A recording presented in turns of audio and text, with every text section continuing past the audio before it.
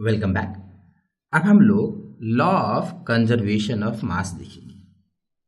देखो बड़ा simple law है, हम लोग पहले भी जानते हैं। This law says that in a chemical reaction reactant goes to product या कन्वर्ट टू प्रोडक्ट। तो ये लॉ सिंपली ये कहता है mass of reactant will be equal to mass of product. Mass of reactant will be equal to mass of product. अब देखिए इसमें ना एक इंपॉर्टेंट पॉइंट होता है जो हम लोग मिस कर जाते हैं, वो मैं आपको बताऊंगा। ये तो सिंपल हम लोग जानते हैं, इतना तो हम लोग को पता होता है। सो देखो, this always holds true in a chemical reaction, but कभी कभी ये वायलेट हो जाता है। वो कब वायलेट होता है? वो केमिकल रिएक्शन में वायलेट नहीं होता है, वो न्यूक्लियर रिएक्शन में वायलेट होता है। तो इसलिए हम लोग को बोलना पड़ता है ड्यूरिंग अ केमिकल चेंज या ड्यूरिंग अ केमिकल रिएक्शन। अगर केमिकल नहीं बोलेंगे तो गड़बड़ हो जाता है, क्योंकि न्यूक्लियर में तो चेंज होता है मास। तो इसलिए ध्यान रखेंगे ड्यूरिंग अ केमिकल रिएक्शन और a chemical change mass of reactant will always be equal to mass of product. अब देखो एक एग्जांपल लेते हैं। A and B they combine to form C।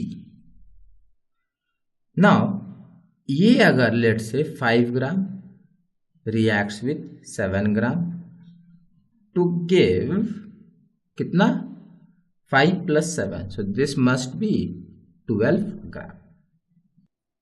अब एक और एग्जांपल लेते हैं। Let's say X reacts with Y, X reacts with Y to produce a compound।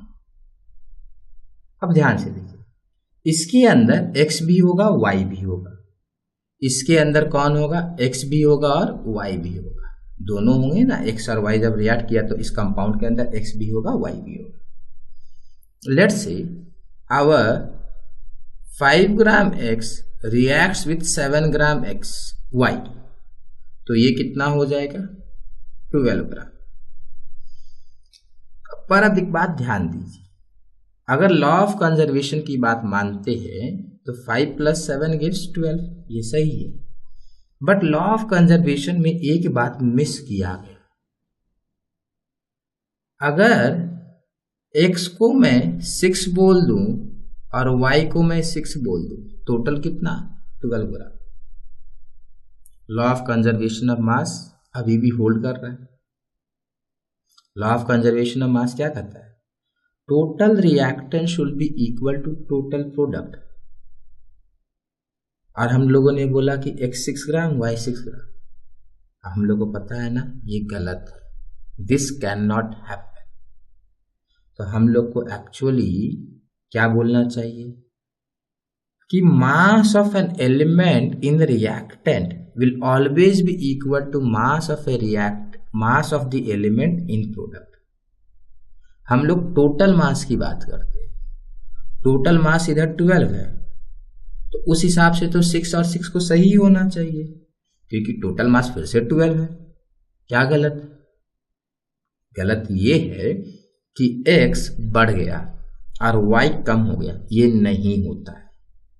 तो एक्चुअली हम लोग को बोलना चाहिए यहां पर कि during a chemical reaction mass of an element in reactant will always be equal to mass of an element in product।